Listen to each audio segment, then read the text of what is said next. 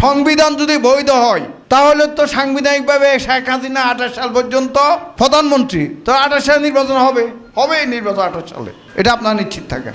সুতরাং আপনি যদি বলেন রাষ্ট্রপতি বৈধ, তাহলে তার সব কিছু বৈধ হবে, তাহলে হাসিনাও তো বৈধ, হাসিনা রাষ্ট্রপতি। এরা যারা স্ববিরোধী, যারা রাজনীতি বুঝে না, শুধু ব্যবসা করার জন্য, নিজেদের সাইনবোর্ড দেওয়ার জন্য, নিজেদের সাইনবোর্ড বিক্রি করে নিজেদের পুঁজিপতি হওয়ার জন্য, নেতা হওয়ার জন্য যারা এখন স্বপ্ন দেখছেন, তাদেরকে চিন্তারও পরিবর্তন হওয়া উচিত, চিন্তার বিপ্লব হওয়া দরকার, আগে মানুষ হওয়া উচিত। পৃথিবীর কোনো বিপ্লবের পর আগের কিছু বহাল থাকে না। যেমন রুশ বিপ্লবের পর যার সরকারের সংবিধান বহাল ছিল না, পতাকা চেঞ্জ হয়েছে এবং জাতীয় সঙ্গীতও চেঞ্জ হয়েছে। ইরানি বিপ্লবের পর চেঞ্জ হয়েছে কি, ইরানের পতাকার মধ্যে আল্লাহু মনোগ্রাম এসছে। আগের শাহ সরকারের, স্বৈরাচারী শাহ আমেরিকার তাবেদার সরকারের পতাকা চেঞ্জ হয়েছে, জাতীয় সঙ্গীত চেঞ্জ হয়েছে, সংবিধান চেঞ্জ হয়েছে, ইসলামী রিপাবলিক অফ ইরান হয়েছে। কিন্তু দুর্ভাগ্য যে আমাদের বিপ্লবের পর ব্যাহাত চিন্তায় হয়ে গেছে। আমরা একজন মহান মানুষকে এনে বসালাম, তিনি এনজিও কঙ্কাল টঙ্কাল দিয়ে, যদি আমাকে খুব ভালোবাসেন তিনি ব্যক্তিগতভাবে, চট্টগ্রামের মানুষ, ওনাকে নিয়ে লেখা আমার বইও আছে, উনি নিজে মরুগম্বোচনও করেছেন, তিনি বিপ্লবটা কবর দিয়ে দিচ্ছেন।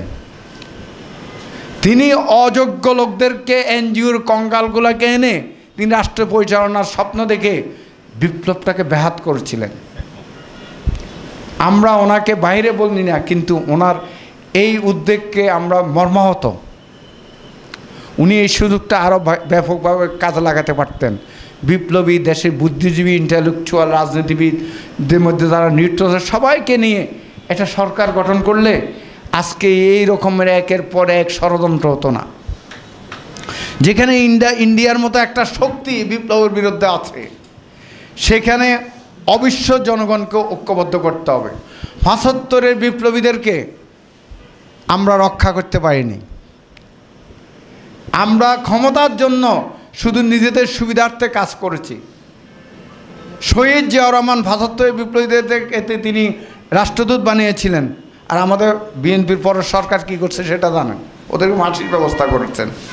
তেমনিভাবে এই বিপ্লবকেও আজকে যদি এই বিপ্লবীরা, মঞ্জু ভাইয়ের মতো বিপ্লবীরা, মঞ্জু ভাইয়ের অবশ্য একজন মাস্টার মাইন্ড এই বিপ্লবে, ছাত্রনেতাদের প্যাট্রোনাইজ করেছেন। আমি জানি নাহিদকেও সহযোগিতা করেছেন, যে নাহিদ বিপ্লবের সম্মুখ সারিতে ছিলেন, নাহিদকে বিভিন্নভাবে প্যাট্রোনাইজ করেছেন, আন্দোলনের বুদ্ধি পরামর্শ দিয়েছেন মঞ্জু ভাই বিপ্লবের একজন মাস্টার মাইন্ড, মুজিবুর রহমান মঞ্জু। আমার সৌভাগ্য যে আমি মঞ্জু ভাইয়ের রুমমেট ছিলাম, তো আমার খুব অনেক দিনে কাছের মানুষ, মঞ্জু ভাইয়ের মতন দক্ষ মানুষ, ডাইনামিক মানুষ। এখানে আমাদের কর্নেল দিদারুল আলম আছেন, ওনার মতো দক্ষ মানুষ যারা সামনে আছেন, অনেক সুযোগ্য মানুষ আছেন। সবাই মিলে যদি আমরা ইন্টেলেকচুয়ালি এই বিপ্লবকে ধরিয়ে রাখার জন্য আমাদেরকে উদ্যোগ গ্রহণ করতে হবে, না হলে ফেসিবাদ, আওয়ামী জঙ্গিবাদ এত স্ট্রং, এদের একটা পার্সেন্টেজ তো আছে অন্ধ সাপোর্টার, ইন্ডিয়ার সমর্থক আছে, ওদের কর্মীগুলো একটা জঙ্গি, চিন্তার দাস, দলদাস। আমার একটা কবিতা আছে, আমি দলদাস হতে চাই না, আমি মানুষ হতে চাই। দলদাস কর্মীরা পৃথিবীতে বিবেকহীন হয়, অন্ধ হয়ে যায়। বিবেকবান মানুষরা উন্নত বিশ্বে দেখা যাবে দলের বিরুদ্ধে কথা বলেছে, কেন? তারা বিবেকের প্রহরী। প্রত্যেকটা বিবেকজ্ঞান মানুষকে দল অন্ধ না হয়ে, দলদাস না হয়ে বিবেকের প্রহরী হওয়া উচিত বলে আমি মনে করি। এবং 36 জুলাইয়ের বিপ্লবীদের জন্য আমাদের অনেক শ্রদ্ধা, ভালোবাসা, আত্মার মাগফিরাত কামনা করছি। বিপ্লব চিরন্ত হোক, অনন্ত হোক। বিপ্লব এমনি আসে না, বিপ্লবের পর অতীত সরকারের কিছু থাকে না, আমরা রেখে দিচ্ছি আমাদের সুবিধার্থে। সংবিধান যদি বৈধ হয় তাহলে তো সাংবিধানিকভাবে শেখ হাসিনা 28 সাল পর্যন্ত প্রধানমন্ত্রী, তো 28 সালে নির্বাচন হবেই নির্বাচন 28 সালে, এটা আপনারা নিশ্চিত থাকেন। সুতরাং আপনি যদি বলেন রাষ্ট্রপতি বৈধ, তাহলে তার সব কিছু বৈধ হবে, তাহলে হাসিনাও তো বৈধ, হাসিনা রাষ্ট্রপতি।